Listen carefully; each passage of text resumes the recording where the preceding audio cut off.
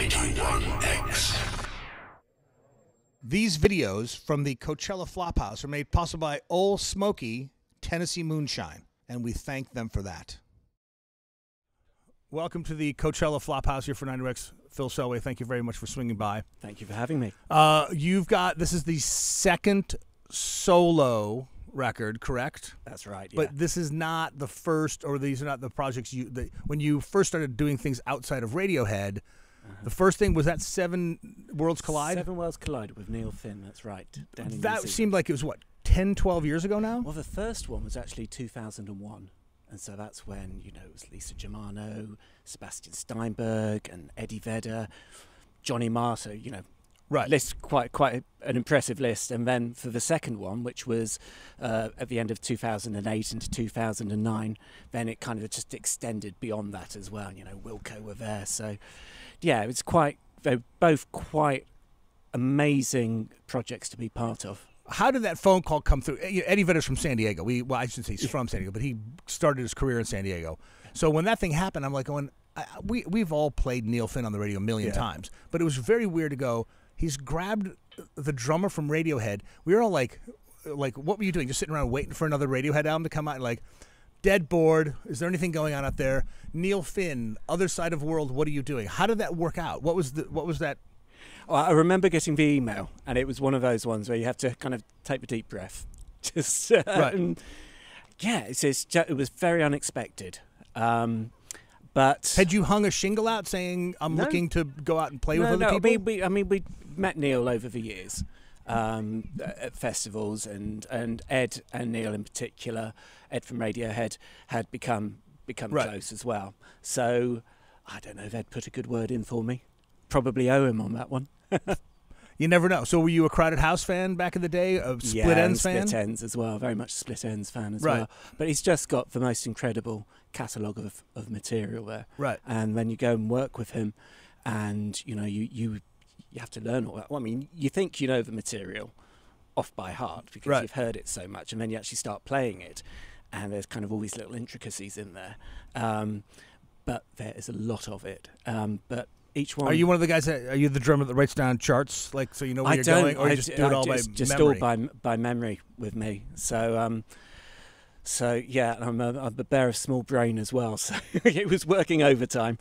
That's crazy. So Seven Worlds Collide. Then you go, all right, I've got a lot of material. I've got to release myself. Had you been writing it since you were a kid, or when did the solo stuff?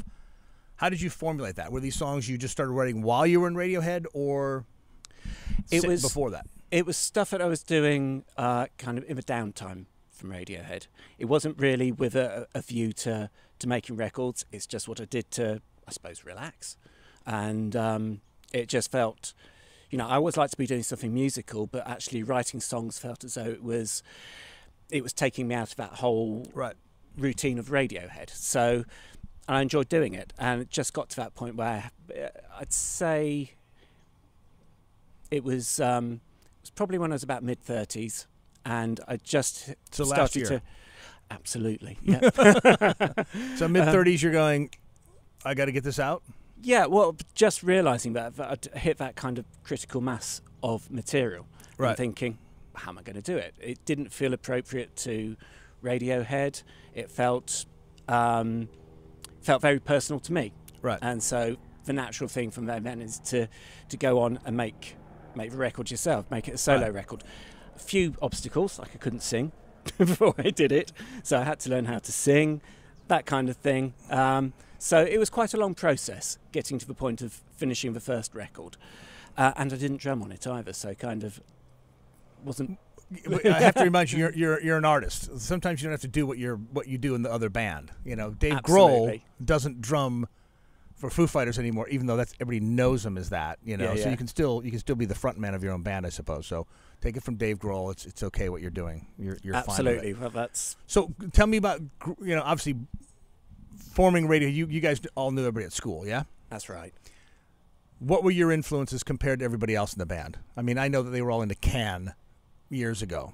You don't remember this because I don't know how many of the band members came in, but years ago, first tour of San Diego, you came into the studio, the whole band did, and they had just re-released all the Can CDs or all the Can albums on compact disc. Sounds weird to say that.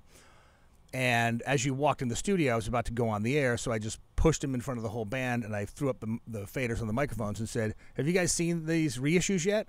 And this conversation started about Can, because I knew Can was an influence on probably latter-day Radiohead more so than the early Radiohead. Yeah, I was just about to say, I mean, if they're claiming it was an influence at school. Well, no, not at school. What I'm saying is your first tour, the Pablo Honey tour, when you got to San Diego. And we talked for 5 minutes, and somebody at one point, I think it was Ed, goes, "Are we on the air?" And I'm like, "Yeah, we've been on the air for 5 minutes already." He goes, "This is the weirdest interview I've ever done." Because, I knew that your influences back then, not at school, but Pablo Honey era, was, different kind of bands than what Radiohead appeared to be, I suppose. So you in particular, what were you listening to at school when you were a kid? Oh, it was quite varied. I mean, I really got into music around punk and the whole post-punk thing, so I suppose for me it was bands like The Clash, Joy Division. I really loved the whole kind of ska revival two-tone thing as well.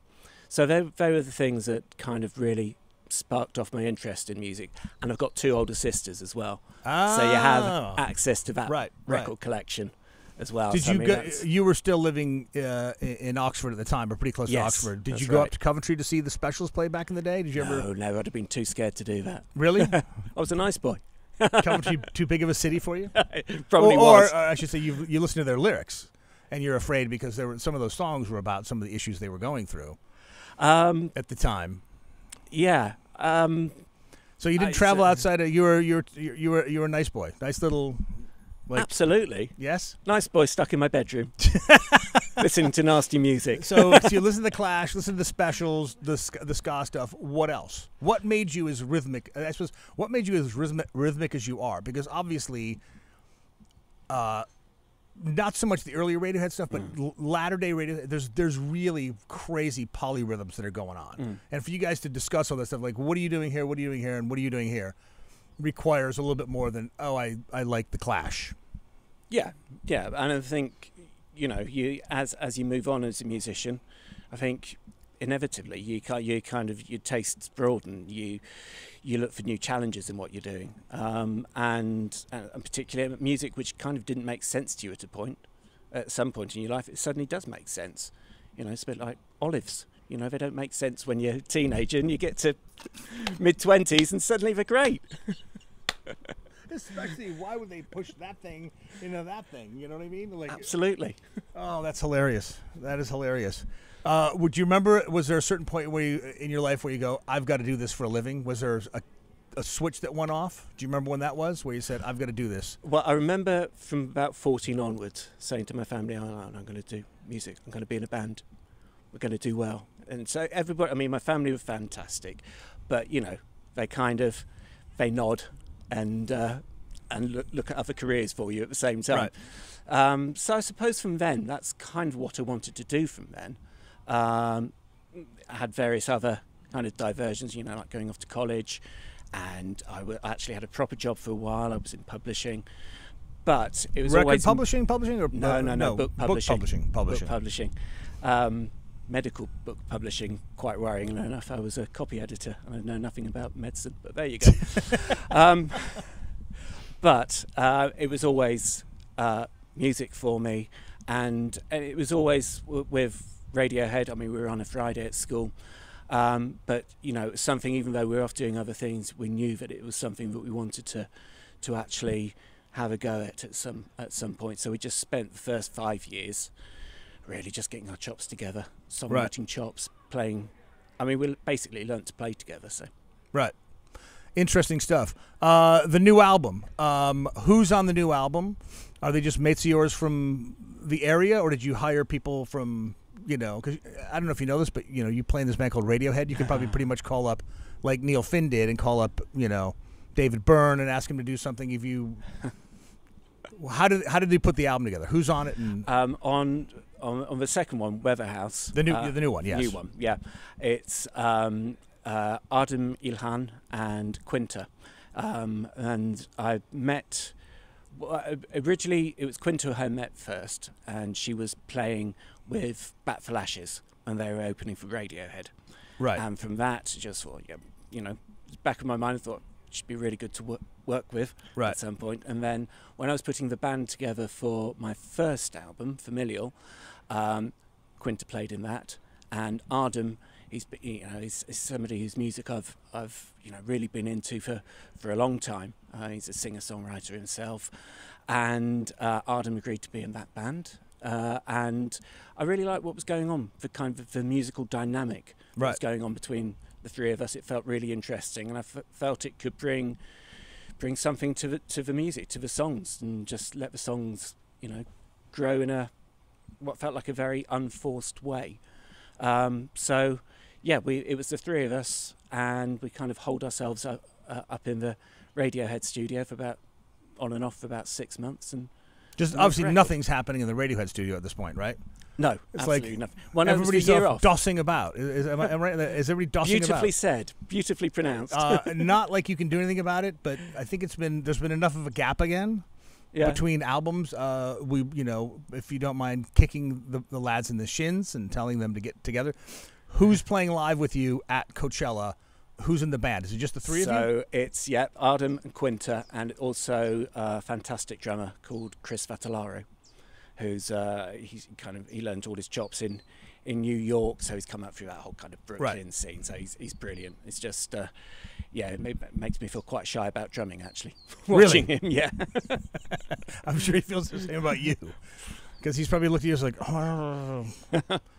Thank you very much, sir. Thank you so much. Pleasure to see you again. It is 91X, Phil Selway. Thank you. 91.